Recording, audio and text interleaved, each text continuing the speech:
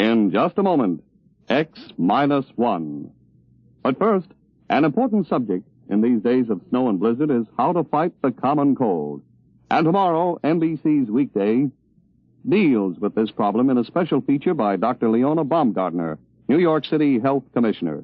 Yes, it's NBC's Weekday to keep you up to date in every field, from health to housekeeping, from politics to pots and pans. And there's also the best variety entertainment on Weekday, tomorrow headed by Metropolitan Opera star Robert Merrill. Listen every Monday through Friday to NBC's Weekday. And now stay tuned for X-1. Countdown for blast off. X-5, 4, 3, 2, X-1, fire.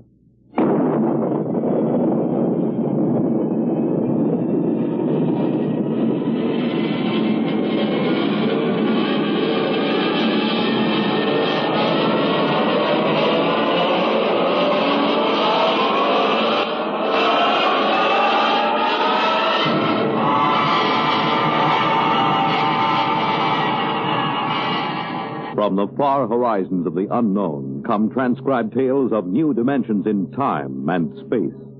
These are stories of the future, adventures in which you'll live in a million could-be years on 1,000 maybe worlds. The National Broadcasting Company, in cooperation with Galaxy Science Fiction Magazine, presents X minus 1.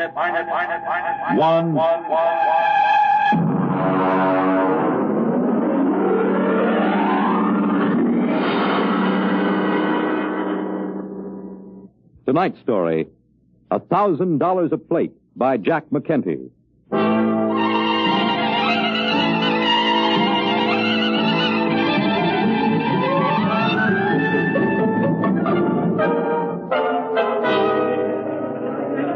Ferry ship from Deimos Space Station carrying cargo and passengers from Earth now arriving in Blasting Pit 6. Radiation clearance and quarantine officers report to passenger conveyor. Mars Airways to New Chicago, Port Kelly, Marsport Park, New Amityville, and Nova Massapequa take off in 15 minutes. All aboard. Excuse me, sir. Could you help me? Sure, buddy. What'll it be? Cards? Dice? A little shot of distilled huckleberry? No, I just wondered if you could direct me. Brother, you came to the right man. I can direct you anywhere you want to go. That's what I'm here for. You just get off the ferry? Yes, I came on the Phobos Creek. Yeah. You know you can spot him in my business. All right, what'll it be now? Well, I want to know how I can get to the observatory. The what? The Mars Observatory. You know, the Astronomical Research Center. What do you want to go there for? I work there, or at least I will. No kidding. Mm-hmm. You're one of them double-dome stargazers, huh? Yes, I'm an astronomer. Yeah, I heard there was a lot of you guys out there under glass, but I don't get out of town much. I got to keep my hand in, you know. Are you sure you wouldn't like a little flutter before you settle down in your rut? No, I never play cards. Occasionally a little chess. Uh-huh. I don't know if they got any chess in any of the casinos, but if you want, I could arrange it. You know, play against the house, $5 apiece for the kitty, and a C-note for checkmate. No, thank you. Can you direct me to the observatory? Well, you'll have to get a sand hack. None of the regular buses go by there. They just hit the casinos on the strip. Hey, I'll tell you what. The next ferry won't clear for another half hour. I'll walk you over to the hack stand. Well, thank you. That's very kind of you, Mr. Just call me Pusher. It's on account of my occupation, you know. Oh, I see. I'm Enright C. Bensinger, Dr. Bensinger. Well, it's a pleasure, Doc. Right this way. Well, this isn't exactly what I expected. Your first trip to Mars, huh? Yes, it is. Well, you'll get used to it. Out this way. Adjust your gills. Gills? Sure. So what do you think you're going to breathe outside that door? There isn't enough oxygen on Mars to keep a mouse alive. They gave you a standard issue when you got off the ferry. It's in that bag. Oh. Yes, I'm afraid I was reading when they explained it. The quarterly journal from the Harvard Observatory, you know. Hmm? Oh, yeah. I never miss a copy. Now, look, you put the nose clip in, see, and crack the valve. This way it compresses enough air to keep you going. Okay? All right, let's go.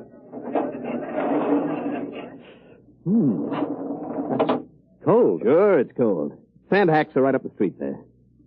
Beautiful. All the colors in the sky. I am surprised, though, in an atmosphere this thin, the sunset shouldn't be as spectacular. That ain't the Sunset, Chief. That's the new sign on top of the Canal Casino. Right there behind you, see? Fun. Yeah, but if you want a square shake with the dice, you go to Harry Harvey's place. The Red Sands Hotel. I suppose the seeing is excellent. You're telling me. You know, he's got a line of girls like you never seen nowhere else. Oh, I'm afraid I meant astronomical seeing. The telescopes, you know. Hey, you got an idea there. Telescopes. What's that? Nothing. Fireworks. The Mardi Gras. The what? Mardi Gras. You know, big party all over town. Parade, costumes, liquor, fireworks, gambling. You know, big celebration. Well, what's the occasion? An eclipse of the two moons. Oh, but that occurs very frequently. Oh, sure. You'd be surprised how much a Mardi Gras ups the take on the strip.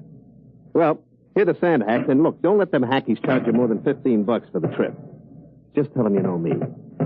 Just tell them Pusher sent you.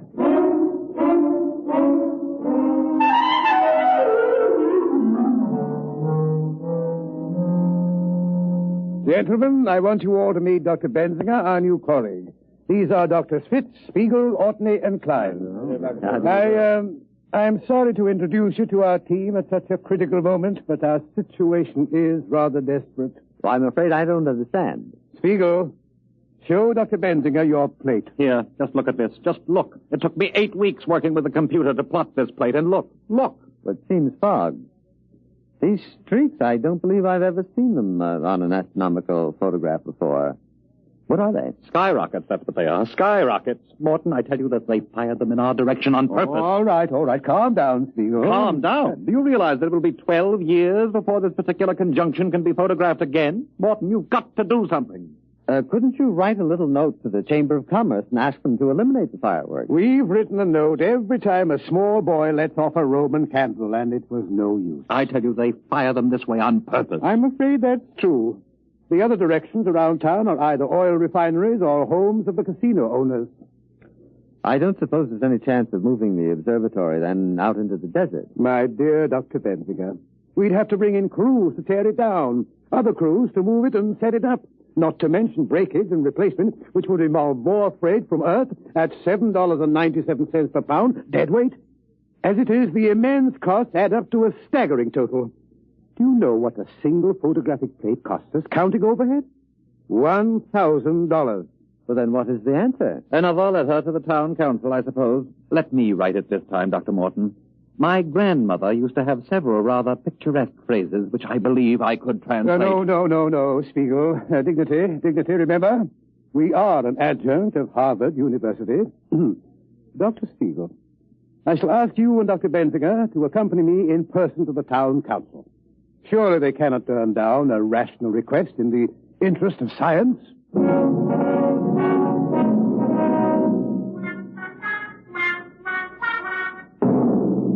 Well, gentlemen, the town council appreciates the problem. Yes, I felt certain it would. Naturally, you're aware of the importance of astronomical research, Mr. Harvey. Well, I can see your point, Doc. You sit out there in your little glass hut, pointing your brownie camera up at the stars, snapping away. But you got to look at our point of view. Oh? Now you take my place. Harvey's Red Sands. I got a heavy investment. 14 crap tables, a half a dozen roulette wheels, and the rest of the overhead. I got to keep them wheels running. It's the Mardi Gras that drags the suckers in. But really, Mr. Harvey, we were just asking you to curtail the pyrotechnic display. Now, wait just a minute. I'm as clean living as the next guy. Oh, Dr. Benzinger means the fireworks. Oh. Well, I'd like to help you out, boys, but I look at it this way. Those stars you're looking at are going to be up there for a couple of thousand years. But a sucker is different. You got to grab him while he's still healthy. But in the interest of science, surely the town council can't agree with you. Doc, the town council is made up of Joe Rocco, Pete Carney, Alex the Armenian, and me. We own the 4 biggest houses in town. So go ahead, fellas. Take all them snapshots you want to. If you happen to lower your telescope, get a couple of good ones through a window of the Grand Canal Hotel. I'll take a couple of 8x10 enlargements. I'll see you around, Doc.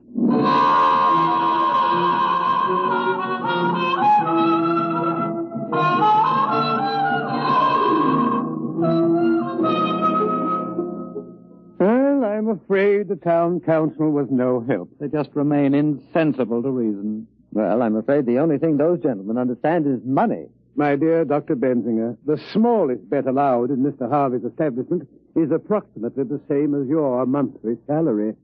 Oh. Dr. Morton, suppose the gambling operators were suddenly to lose a great deal of money. They never do. Of course, with the ordinary layman playing against them. But suppose the best scientific brains were to concentrate on a simple matter like the probabilities of a given roulette wheel, or the combinations and permutations applicable to a game of poker.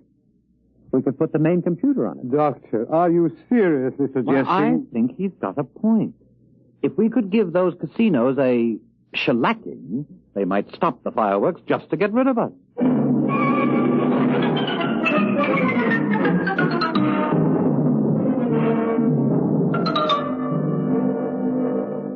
Now, let me get this straight, Doc.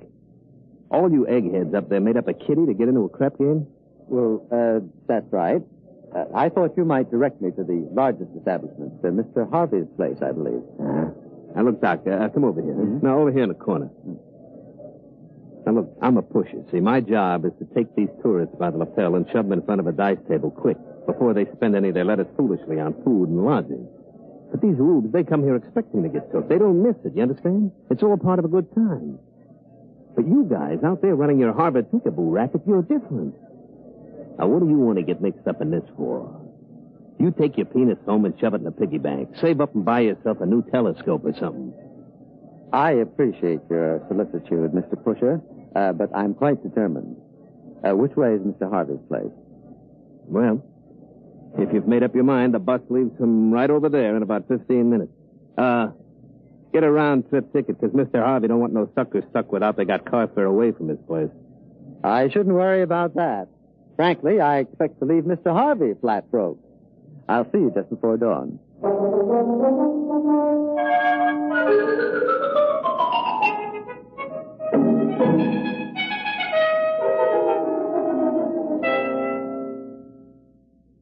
I don't understand it. I just don't understand it. But what happened? Luckily, a certain Mr. Pusher was generous enough to lend me $15 for a sand hack. Otherwise, I would have had to walk. Well, that was rather decent of him. Well, not exactly. He said he gets a percentage when he pulls in a ripe chump. You mean it's all gone? Every dollar. I just can't understand it. I kept careful notes. I followed the formula that was worked out by the computer. I calculated the odds by slide rule, carrying them to the 4th and 5th decimal place. I just can't understand it. Mr. Pusher said that I had a frigid digit. A what? A cold finger. I gather that's the opposite of a hot hand. But according to the games theory as outlined in the last International Congress of Theoretical Mathematics... Unfortunately, at the last Mathematical Congress, they weren't trying to make a 4 the hard way. There they go again. Skyrockets. I was hoping to get at least 3 plates in before they started. And the crushing blow occurred when Mr. Pusher offered to sell me my horoscope. No. Yes. Oh. He said anyone was a fool to get into a dice game if the stars weren't right. Now, there's an example of what we're up against. Medieval superstition existing side by side with hydrozyne rockets and nuclear space drive. Shocking! I'm not so sure. Might be a good idea. Dr. Morton sent for the staff psychiatrist. Benzinger has scratched his reflector. No, gentlemen. Pusher was right. Every man who's going to gamble should have a horoscope. It's very important to know what the stars say. What are you talking about? And where on Mars is the place best equipped to tell you what the stars say? Oh, no. Dr. Benzinger. Gentlemen, I tell you, it may be a stroke of genius.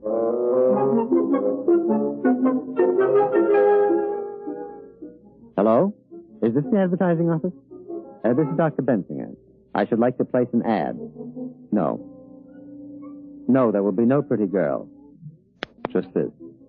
Free. For the first time ever, your horoscope scientifically cast by the staff of the famous Mars Observatory. Learn your luck, your future. Write or call Mars Observatory. No charge, no obligation. Yes, thank you. I'd like to run that every day until further notice.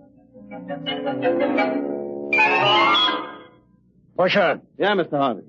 did you do like I said? Yes, sir. I went out to the observatory just like you told me. You know, I had to share the sand hack with 5 other guys. I understand the bus company's putting a route out there. A big crowd, huh? Sure, Mr. Harvey. You know, them horoscopes they're giving there are the only thing on Mars that don't cost the tourists any money. All right. What happened? Well, when I got out there, there was this Doc Bensinger, you see, all dressed up in a dunce cap with stars on it or something, in a big robe. They showed us all around the place. You never saw telescopes as big as that. All right. Skip the travel line. All right, well, finally they took my name and my birth date, my collar size, and they run it through this computer. You should have seen that thing. Lights and bells. I'm telling you, it looked like the biggest pinball machine you ever saw. I kept waiting for it to tilt. The horoscope. Yeah, well, they give it to me finally. I mean, the first couple of pages is the ordinary bourgeois about the sun and the moon and the stars. But on the fourth page, that's the kicker. What'd it say? Well, it said that I'd be real lucky at most of the gambling places, but I'd lose my shirt at... boss, you're not going to like this. Go ahead. I'd lose my shirt if I played at Harry Harvey's place. Pretty shrewd. You know, for a bunch of scientists, they're pretty smart. That isn't going to work. Who in his right mind is going to pay attention to a lot of hooey like that? Sure, Mr. Harvey. Can I go now? What's your hurry? Well, I'm going over to Purple Flamingo to play a little poker. I mean, after all, they say I'll be lucky any place but here. I mean, you can't argue with science. Gentlemen, I think we're on our way. I checked Mr. Harvey's establishment.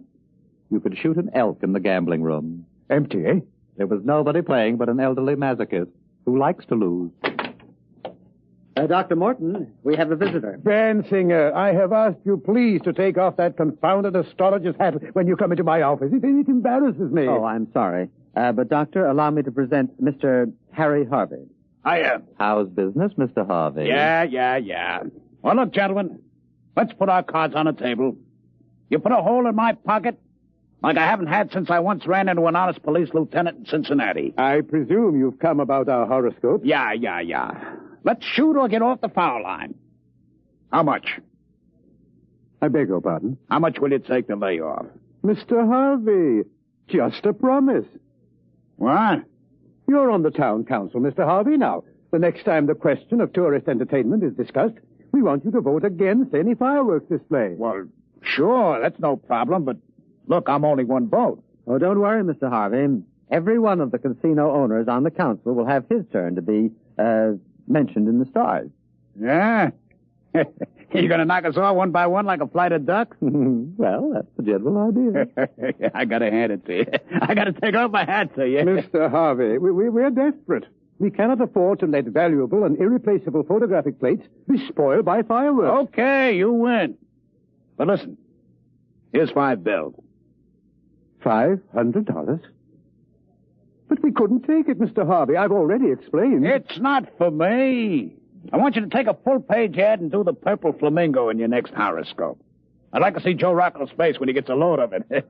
All right, Mr. Harvey. We'd be glad to take him next. Oh, and one more thing before I go. Can I look through the telescope? I never looked through one before.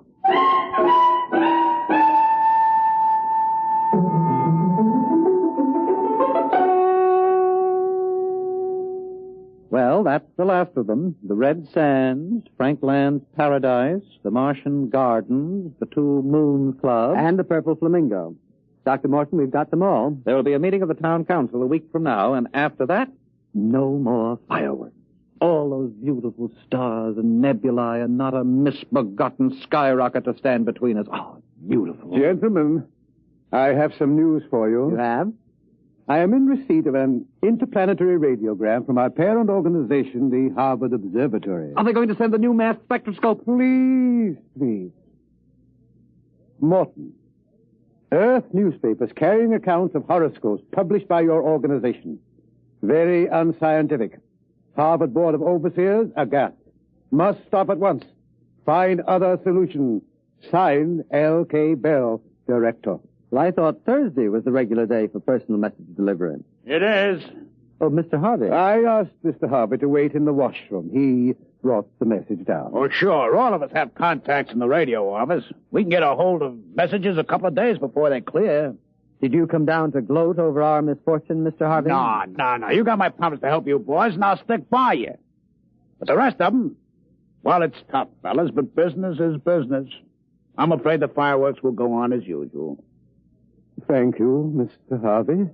Look, What would happen if you brought all the boys out here, showed them around, and then you could offer to name a star after them or something? I'd sure like to be able to point in the sky and say, that's Harvey's star. Well, Mr. Harvey, I'm afraid any stars worth looking at with the naked eye already have names. Besides, Harvard Observatory wouldn't stand for this idea either. It would make as much sense to them as you naming a poker chip after me.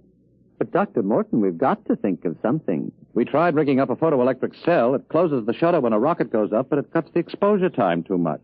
But if we can't get these plates, we may not be able to duplicate them for years. Why, right now, they're preparing the first trip to a newly discovered planet. And the work of the observatory is necessary to ensure the success of that trip. Now, surely your colleagues will realize that, Mr. Harvey. The future of the human race is at stake. Doc, the only race those jokers are interested in takes place at Tropical Park. Look out there. They're starting the fireworks. All of them heading this way again. No. It's nothing personal. It's just that if we point them any other way, they're likely to splash people. Or maybe set something on fire. You mean if the rockets misfired and get the tourists all wet, there would be trouble? Oh, sure. You couldn't have that.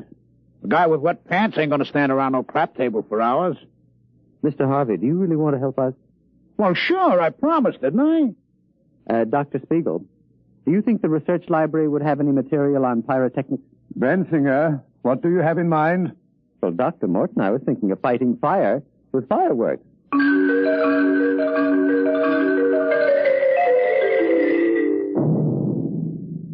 Careful with that match, Harvey. Oh, don't worry. With the oxygen around here, you need a blowtorch to light a cigarette. Have you got the rockets ready, Dr. Bensinger?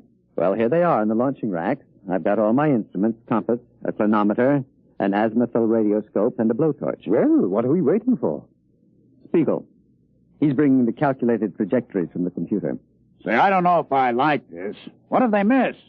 Or they go off too soon or something? Oh, nonsense, Mr. Harvey. You forget. We're scientists. Here are the figures, Bensinger. We double-checked them on the master computer. All right, then, let's go. They'll be starting the official fireworks in a minute. Azimuth 360.3570. Check. Elevation 49.3740. Check. That's corrected for wind, velocity, temperature change, and magnetic eddy currents. Are you sure you guys know what you're doing with them skyrockets? Don't worry, Mr. Harvey. They're going to explode in the Grand Canal and get everybody in the Canal Casino all wet. You shouldn't object. After all, it's your competition. Coming up to 0 hour, Bensinger. Light the torch. 5 seconds. 4, 3, 2, 1. Fire. There they go. Oh, interesting effect. That's the purple color. Oh, do you like it? Yes. That was my idea. Radioactive fluorides. They're up over the town now. Hey, one of them's beginning to wobble. Oh, I can't understand that. The computer was absolutely certain. It's going over the south of town. The other one's tracking correctly on the radar. It'll hit the canal square. Yeah, but look, the purple one. There it goes. It hit. Looks like it's starting a fire. Hey, must have hit somebody's house. Hey, you can see it now. It's a house burning. Oh, dear. There must have been a weak tube in the computer. Yeah. Some guy's going to be real sore. I can see it real clear with the glasses now. That house on top of the hill there by the Geeko bush. Boy, it's burning like... Mr. Harvey, what's the matter? That's my house!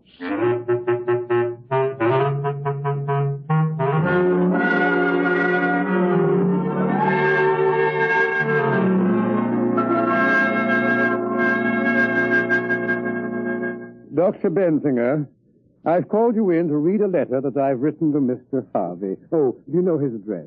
I believe he's staying at his gambling establishment. His house was a total loss. Yes, well, yes. This has been a very difficult letter for me to write. I believe the letter is academic, Dr. Morton. Mr. Harvey is outside. Oh, he is? With two very large gentlemen with bulging pockets. Oh, dear. I don't know what to say. Well, Mr. Harvey, what a surprise. You two apes wait outside. Now, Dr. Morton, about those fireworks. I want you to know I believe in direct action. I don't like fiddling around. Well, of course not. Like the time I had some trouble with a bottom dealer from Luna City. I didn't fool around. I sent him back to the moon in a cargo rocket. With no air. How interesting. Now, about your problem. I assure you, we apologize. I mean... Apologize? That's great. Ah! I just remembered I left a few plates in the bar. Don't go away, Doctor. You're in on this, too. No, there wouldn't be room. Not for two of us. What are you talking about? Well, in a cargo rocket, especially without air. What? I'm trying to tell you. The council voted against fireworks. No, as a matter of fact, I have a very bad sinus, and no air would definitely... What? Oh, sure. We decided anything that could burn down an honest citizen's house was too dangerous. Very civic-minded, that council. But I don't understand. I kept my promise. I said I'd help you, and I did. Well, I'm terribly embarrassed. We were trying to get a collection among the staff to help you pay for your loss, but I'm afraid the total assets of the observatory wouldn't reconstruct your garage. Yeah. But we held a staff meeting, and we decided on a more permanent kind of remembrance. Mr. Harvey, on this photograph, you see this trail? This bright trail? Oh, one of them skyrockets again? I'm sorry, Doc. It won't happen again. No. This is no skyrocket. It's a comet. It will be quite bright for several months. And we've decided to call it Harvey's Comet. Harvey's Comet? Hey, that's real nice. Harvey's Comet. Hey, Doc, you put me on top of the world. Them boys at the Canal Casino boasting about their new sign. But me, I got a comet. Harvey's Comet. Why, every sucker on Mars will see it every night. It's the best advertisement since they wrote 7 down across the face of the moon. Well, I'm glad that you're pleased. Well, as a matter of fact, Doc, I kind of heard about it in advance of one of your boys. You named a comet after me? Okay. I brought something for you. Here. What is it? A poker chip from my place. Go ahead, read it. Harvey's Club. Dr. Morton's poker chip. 5,000. That's dollars, Doc. Don't spend it all in one place.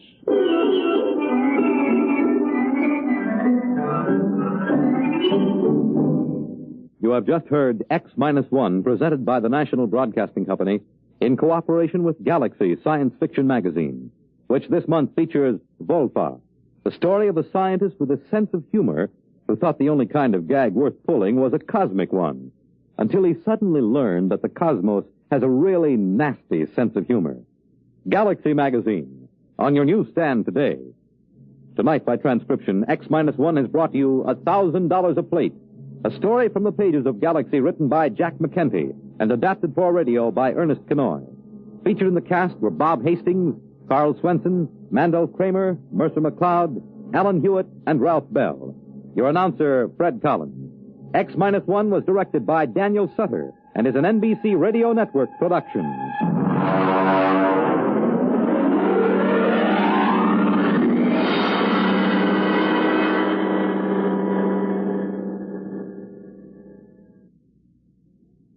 Next week, at the same time, X-1 presents A Pail of Air by Fritz Leiber, the story of 4 people who may be the last survivors on a frozen Earth. We wish to announce that beginning April 3rd, X-1 will be heard on Tuesdays at 8:30 p.m. on most of these same NBC stations.